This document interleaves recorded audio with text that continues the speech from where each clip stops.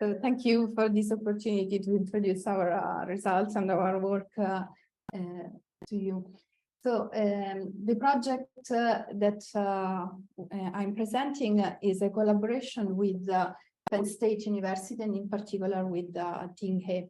We used to work together for quite a long time before submitting this proposal, and our intention was to wrap up some of the research that we did together on different aspects and provide an experiment that combined all our findings.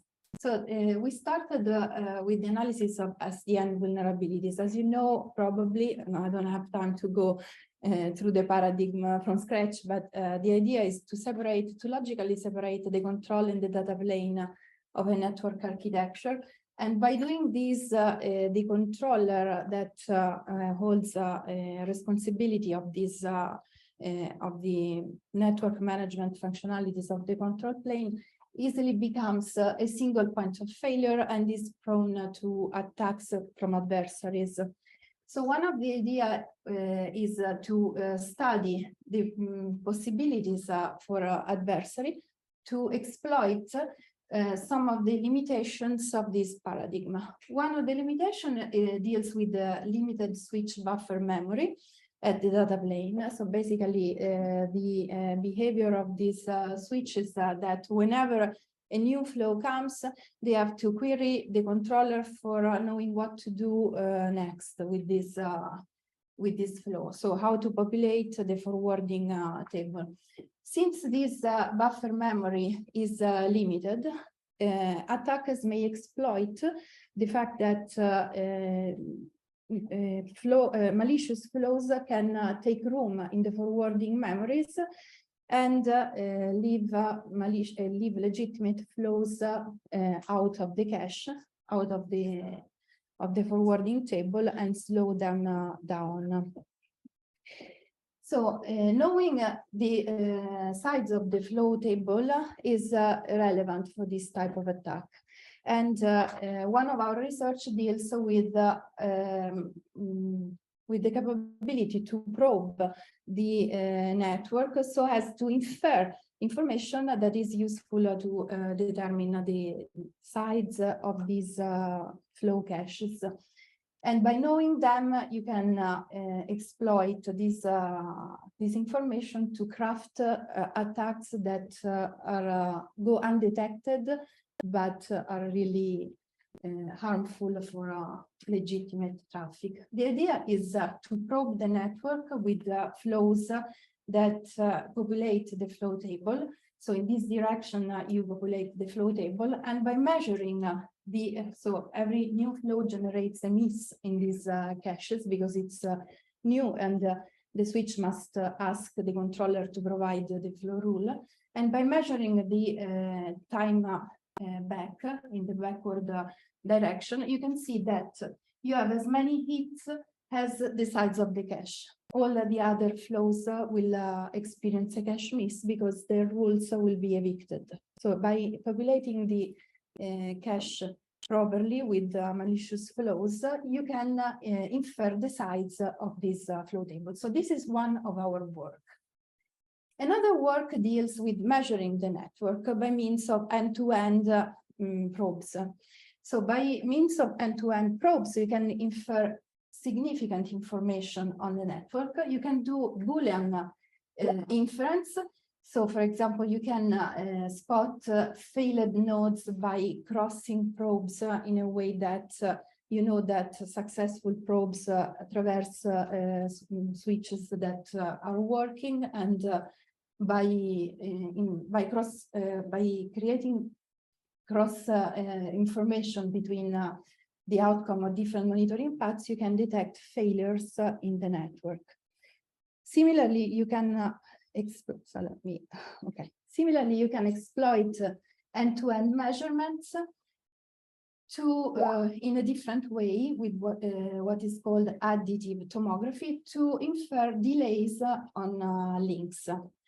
So the idea here is that whenever you don't want to measure, to inspect devices directly, you can infer the state of internal components of the network by means of end-to-end probing. And this is also another work that was published in collaboration with Ting from Penn State.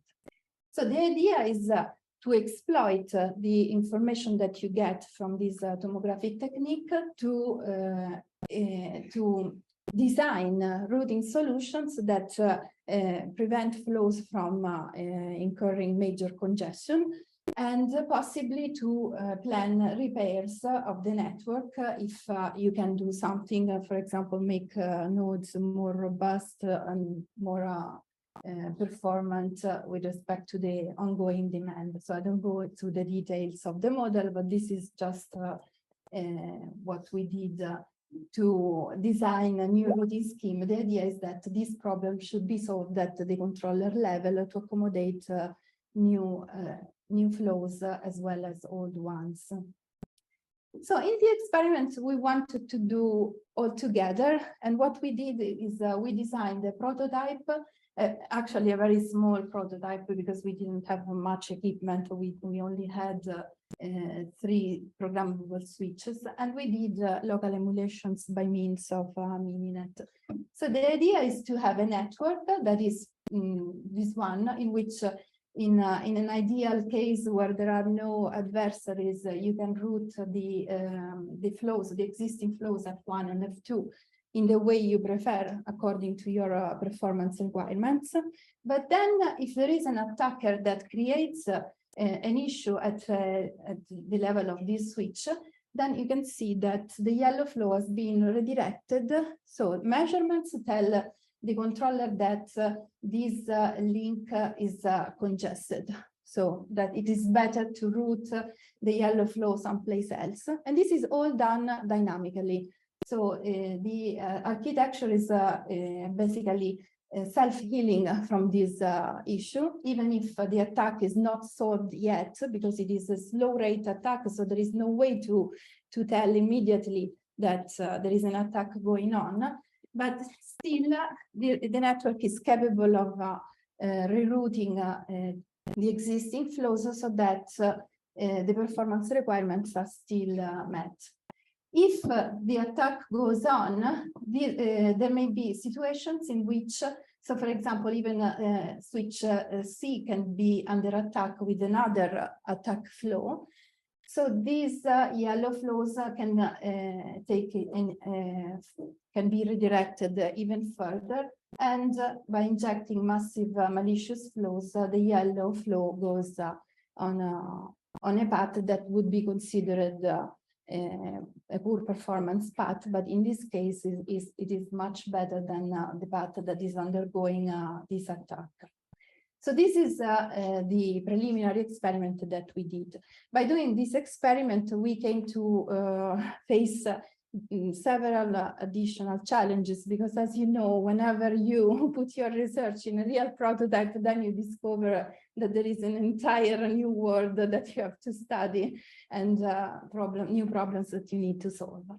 So one challenge came from the way you implement these flow rules that the optimization problem that I showed you first gives. So should we update the flow tables all at once or one by one, reacting to cache misses every time the new flow traverses the switches of the network? There is no unique answer to this question. You can easily see that both the solutions have their benefits and their drawbacks. So here, the idea with the all at once is that if you have an orange path for your flow and you want to move this flow through the green path, you have to inject the flow rules in the caches of the switches all at once. The controller can do this by reacting to the ingress request. It can do this. The alternative is to instead to update the flow rules reacting to cache misses. So if you do this, you can see that each switch has to query the controller to obtain the new flow rules. And you can have inconsistencies because, for example, if I want to move from the direct path, the horizontal path, to the to the green one that I showed you, it may happen that when the packet reaches the switch 3, there is still the old rule there, and you may have inconsistency, which means that you can have flows that partially traverse the new path and the old path altogether, which may create troubles for policy enforcement. For example, if there is a path, if there is a firewall in half of this path, you may have situations in which the flow bypasses the firewall by mistake, because of this lack of synchronization in the rules. So what we have seen is that the all at once is a good policy for updating rules, but sometimes it creates useless rule updates, because, for example, if a miss is generated due to a rule eviction on one switch, if as a consequence of this miss you push the flow rule onto all the switches of the network, then you create useless updates. The one by one is good in this sense because you don't send flow rules to switches that do not actually need it, but it creates more misses. So what is the implication of what I am telling you regarding these two possible approaches? As I said, there is no good approach. You can do either one or the other. But if you remember, the discussion that I did on the cache pollution attack, where you want to probe the network to infer information regarding the flow table. So look at the case of a big network. If you want to infer information on the sides of a flow table of an internal switch, so what I showed you first was an easy case in which you probe the switch directly. Suppose that you want to infer information on the switches that are internal in the network. So you have to cross a multi-path route before reaching the switch on which you want to infer information. Then the fact that the flow update is done one by one or all at once creates a very different scenario. So the idea is, so we extended this work by considering multi-hop probing, like in this case. So for example, there is an attacking host which wants to infer information on the flow table sides of internal switches in the network. It does this. It does backward probing of this. However, the solution that I proposed first is not capable of measuring the flow table sides of the internal switches, because it mixes up misses coming from different switches. So the idea is to measure the delays across longer paths. And we have seen that the first misses come, of course, from the smallest table. So what we have here is a method to infer the sides of the switches in a multi-hop path by considering the differences in the round trip time.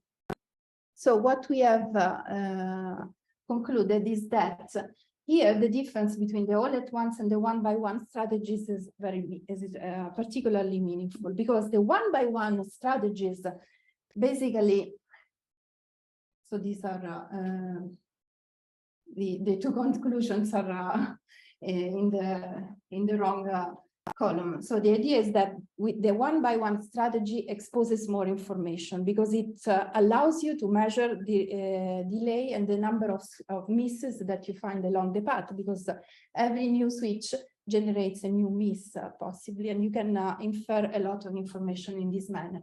Whereas the all at once strategy provides you, it is more resilient to this kind of attack, but if an attack comes and you generate a flow update, then you propagate the attack to the entire network. So this brings yet another criterion to say that there is no good solution among the two that is valid for all the scenarios. It depends on what you want to achieve.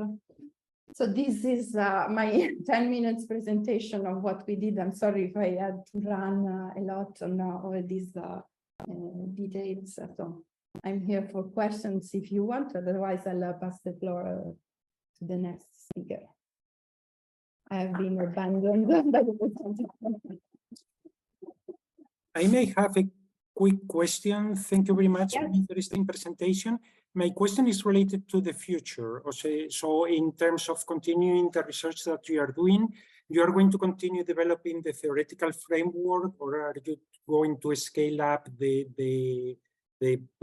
data you are testing, or you are going towards a real-time environment? And the second part of the question is, in the future prospects, how do you foresee the collaboration with your colleagues in the US with whom you have been collaborating? Yes. Exercise? Yes, definitely. So this program has been a wonderful opportunity for us to keep working together. So I started my work with this with my US partner when I was in the States. I spent 3 years there, so we had the chance to work together. But then we didn't have any other opportunities, and this was a fascinating opportunity for us, because by working on the experiment, we had to face so many new issues. I didn't have time to tell you about all of them, but we are definitely planning new research with our partner, and also extending this collaboration with people from HPE, because all these techniques can be used for planning, for example, recovery interventions. So you, thanks to these techniques, you're able to measure the network even without direct inspection, and planning countermeasures whenever a performance issue comes up. For example, it may be an attack, but it may also be because of a massive failure due to a catastrophe. So all this work can be extended for planning recovery interventions and system restoration. So this is one of the aspects that in which we are extending this work. Other aspects deal with the possible attacks that we may perform on centralized managed networks. So definitely it has been a strong push for us to perform new research in a more implementative way, with sound results and sound experiments on our findings.